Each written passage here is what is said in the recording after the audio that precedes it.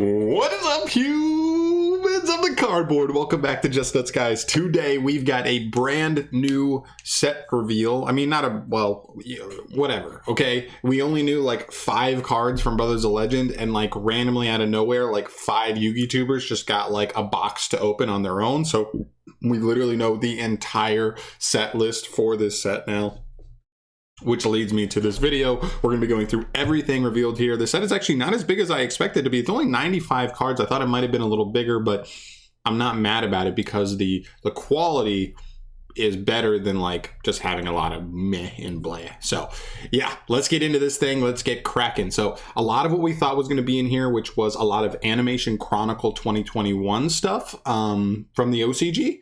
And we'll just get through that as we go. So, of course, starting off here, really cool. Number 17, Leviathan Dragon, is actually getting a Starlight Rare.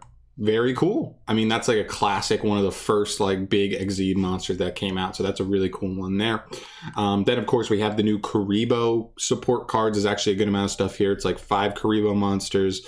A kind of a crazy spell card. They actually do some pretty cool stuff here there. And Karibos are always like cool collectible cards as well. These will definitely, I think, hold price very nicely.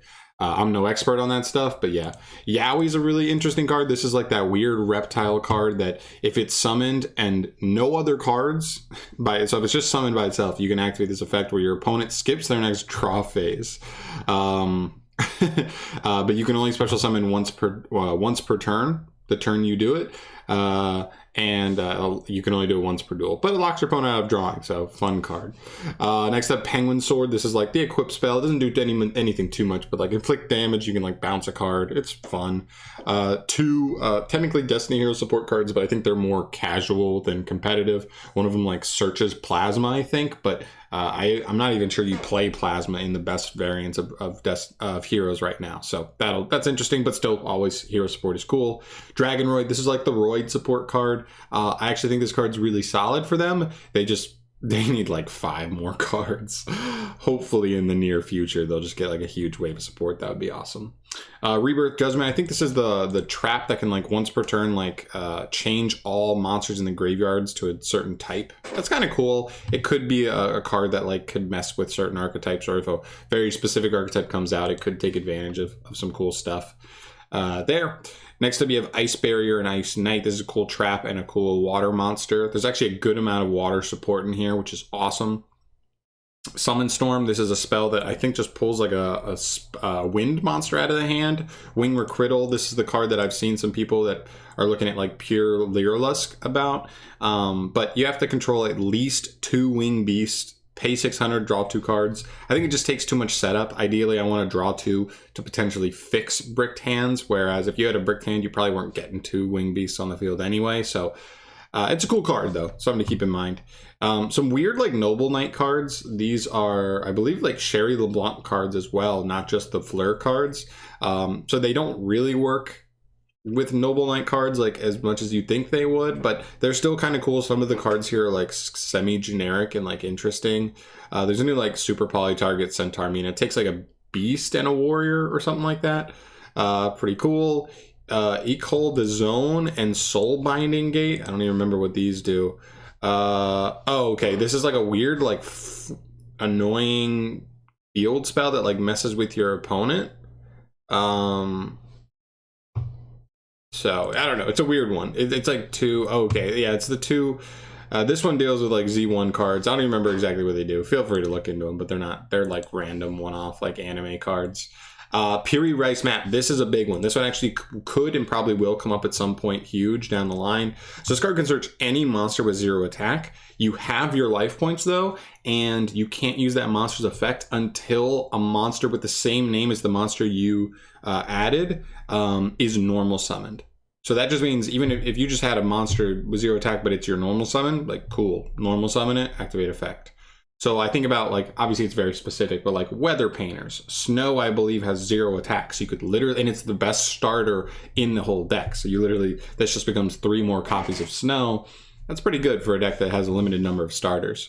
So kind of cool, like weird decks like that. And then I'm sure some not so weird decks will come up down the line as well. Ice Mirror, kind of like a bad water support card. Then you get into some of the Utopia stuff. That's another huge portion of this set. You have some of these cards that came from the Animation Chronicle, like Ultimate Leo Utopia Ray. This card literally just replaces the cover card of... What set was that? I can't remember. The set that had the other Utopia... Was that Lightning Overdrive? I think it was Lightning Overdrive. This literally just completely replaces that monster. It literally does exactly what it does, except it's also a walking impermanence. So, yeah. Like, literally just making this guy is a monster negate, but like the best kind of monster negate where you negate on resolution, as well as an impermanence. Really strong. You could like literally just make this and win some duels. Very cool. Zexal Catapult, not the craziest card. It has like removal effect engrave, and like it's a fine card. Then you get to more water support. This is the big water support. So you have these three cards are like some of the most important cards here. It's, Silent Sea Nettle. This card is kind of like Silent Angler. If you just control a water monster, you can summon it from the hand. But you can't summon monsters except for water the turn he's summoned, and you can banish it from grave to target up to 3 water monsters in grave and shuffle them back into the deck, so it helps re-establish certain things back into the deck. Really cool. If it doesn't draw, it probably should draw, but it doesn't. It is what it is. It's still a really good extender though. Stealth Kraken, this card's crazy. It makes all monsters on the field water, and once per turn it can just non-targeting destroy a water monster your opponent controls and inflict damage to them. So it's a floodgate that also is essentially a Trident that doesn't target for monsters, and it floats into this card if it's destroyed. Really cool. And then this card's kind of a similar thing, but it can only pop water monsters your opponent controls, but this one doesn't have an effect to make stuff water, but it also still floats into the Kraken again if they destroy this one. So really, really powerful stuff for the Shark deck specifically. Maybe some other water decks could potentially take advantage of it as well. Moving on here, we have some of the Cologne, like the doll, like Cologne archetype, weird little archetype. You have Grandpa Demeto and Dollhouse. They're nice cards for that. Starving Venomy Dragon. This is, as far as I remember, it's a fusion pendulum, but it's a pretty decent I don't know, like fusion card. It's like a super poly kind of base thing. Speedroid Scratch. This is a nice actually search card for them. I just don't know if this card is actually better for them than the Wind Channeler, because the Wind Channeler can discard any wind, whereas this card has to discard a Speedroid monster, but you are probably playing like 20 Speedroid names anyway, so this card would probably be consistent enough to be worth playing. There, Leerless Bird Strike. This card is kind of just like a bad Dark Ruler no more for Leerlusk, but I guess it's searchable, so maybe it's a 1/0 for fun builds. Toy Parade. What is this card? Oh, this card is like yeah, this card is a weird one. Yeah, it has the artwork from like what's his face, the chubby guy who was friends with Dr. Crowler in Yu-Gi-Oh! GX. Anyway, 2 Cypher cards. I believe they're actually pretty good Cypher cards, just Cyphers don't do much. Double Exposure. What is this card? I don't even remember this one. Levels are doubled. Weird. Okay. It's a weird like level modulation card. Weird. FA's Fighting Spirit. This is like another reborn card for the Ad Ignister deck, which is pretty cool. I show this card's garbage. 2 Appliancer cards, which are interesting. Still waiting. I think Appliancers have like an interesting little setup. They just need like a payoff, and I think they'll get it one day, but just not yet. 3 new Altergeist cards. We have Memory Gant, Pukari, and Fizz Alert. I think Pukari is the real interesting one here, because I think it kind of works like the microcoder, where it can like allow you to like link up from the hand into an Altergeist link, so it helps you get to more offensive stuff in Altergeist quicker, which is kind of cool. Right Hand Shark and Left Hand Shark. These are 2 cards that just help you facilitate water rank 4 plays as well. This is really cool. Just more water support I'm glad we finally have. White Mirror, Hidden Fangs of Revenge. This is like a weird quick play. It's so much to read right now.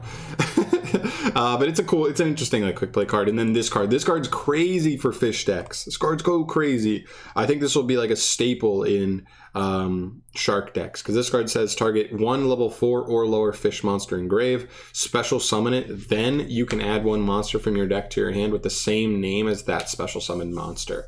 So it doesn't negate the monster you summon back. So you could literally just like summon back a Buzzsaw, use this effect to summon from deck as follow-up. And like even in so you can like summon back a Buzzsaw and then add another Buzzsaw. That's so crazy. Or even better, if you had like an Angler or a Sea Nettle engrave, you summon back one of those and search another one. And then because you control a water monster, they can summon from hand. So boom, instant rank 4. That's really, really cool. This card is a really, really cool piece for that deck there. Icebound God, cool trap card for water decks, nothing crazy. Then we get to the real big Destiny Heroes, or not Destiny Hero, Utopia stuff. We have Astraltopia, Zexal Field, actually Zexal Field and Zexal Field and the Deal of Destiny are not great, but Numbers Protection is really good. You take number 99 Utopia Dragonar is crazy.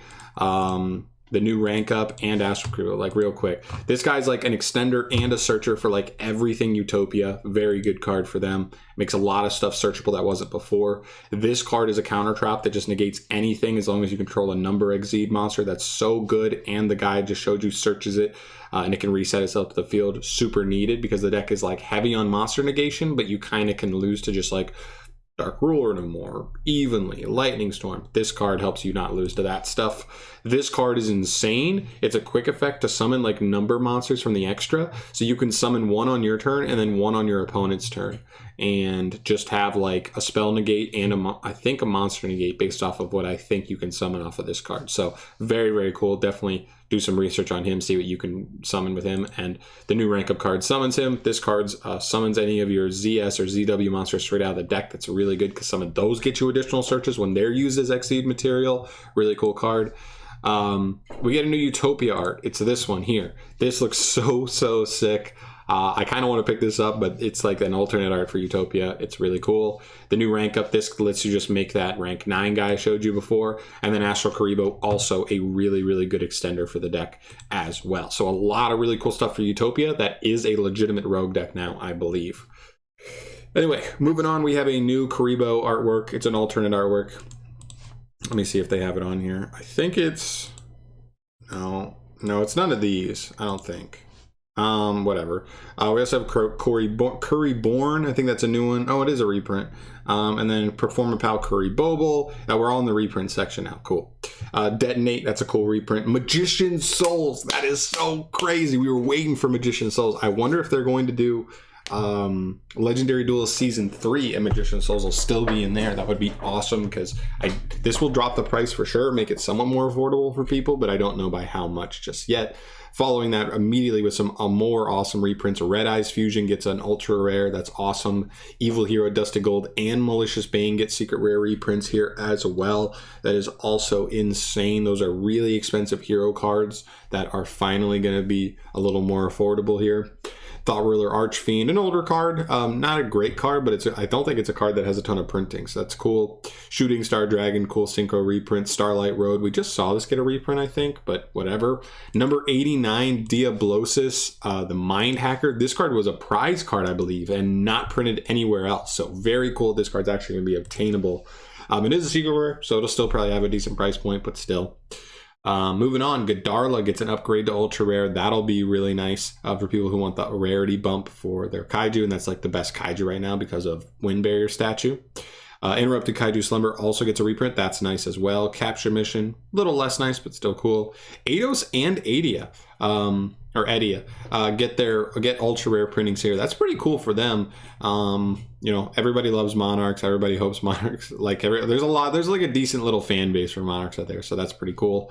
Phantom Knights of Ragged Gloves. This feels like the abused Phantom Knight monster in the deck, and it's finally getting a reprint where like all the other ones had good reprints. Nibiru gets another secret rare. Okay. Decatron, definitely needed. Tierra as well. Very, very nice reprints. Wind Up Arsenal Zenmayo. I think this just got a reprint, so I don't think this is that necessary, but whatever. Inzektor Exabeetle. I don't know if this is going to be more relevant because of the new Inzektor card we're going to get, and maybe, I don't know how many printings this has, whatever. Downard is huge. Downard had like 2 or 3 printings, but they were like all $30+ or something. It was crazy. Beatrice finally gets a reprint that is not gold rare. That's actually really cool. A lot of people don't like gold rare, so this will give those people a way to play Beatrice and not the less desired rarity. Relinquished Anima, definitely need a reprint for sure. Allure of Darkness, another ultra rare. This card cannot get enough printings. This card always goes up in price. Crazy. Fossil Dig ultra rare. Not sure how necessary that is. I know we have like a million printings of Fossil Dig, but whatever. Forbidden Droplet, we knew this was in here, but still cool to see. We knew it was going to be a secret if it was in here at all. Hopefully it becomes a lot more affordable for more budget players and stuff. Rank Up Magic, Argent Chaos Force, cool reprint there. Resurgam XZ and Void Feast, another one that definitely needed. That's definitely nice to see. And finally here, another banger just out of nowhere. Red Eyes Dark Dragoon as a Starlight Rare. So your Starlight Rares for the set are Red Eyes Dark Dragoon as well as number 7 Leviathan Dragon. So you get like a competitive option and you get like a collectible option, which I like. Either one is a win nonetheless. But long story short, I think there's really cool stuff in here. I don't think it's breaking the meta, but you do have stuff like Droplet, like Downward Magician, some of those reprints that are really nice, Godarla, for the competitive scene. And even like also talking about the competitive scene, like you have stuff like the Utopia stuff, I think is legit rogue. I think this set is going to really push Sharks to like legit rogue status. They get some really nice cards there. Which is really cool. Obviously, there's a ton of collectible stuff as well with the Karibo stuff, some of the anime cards, of course. And I think it's really solid. I think they did a good job with the reprints. I think they did a good job with importing some of the stuff we didn't get, like the structure deck, the stuff from the Utopia structure deck we get in here, which is awesome. Hopefully, we get the agents imported somewhere soon down the line as well. But in due time, I think this set's pretty cool. I think it's a really solid set, but obviously that's just my opinion here. Let me know your thoughts down below. I can't wait to see what goes on here. I can't wait to see prices for this stuff because there's a good amount of stuff I want to pick up here. I want to pick up the fish stuff. I want to pick up the Utopia stuff, a couple other cards here and there, maybe some reprints as well. Maybe a little Magician's Souls action for your boy. I've been looking for that card for a while. Maybe Droplet. I have a couple decks that Droplet has been like, is highly recommended to be played in, but you know, money, what are you gonna do? But yeah, that's gonna end it for me today, guys. Thank you so much for watching. As always, subscribe to the channel if you want to see more stuff from me in the future, analyzing new sets and whatnot. But that's gonna do it for me today. Thank you so much for watching. Subscribe again. I will see you in the next one. Peace.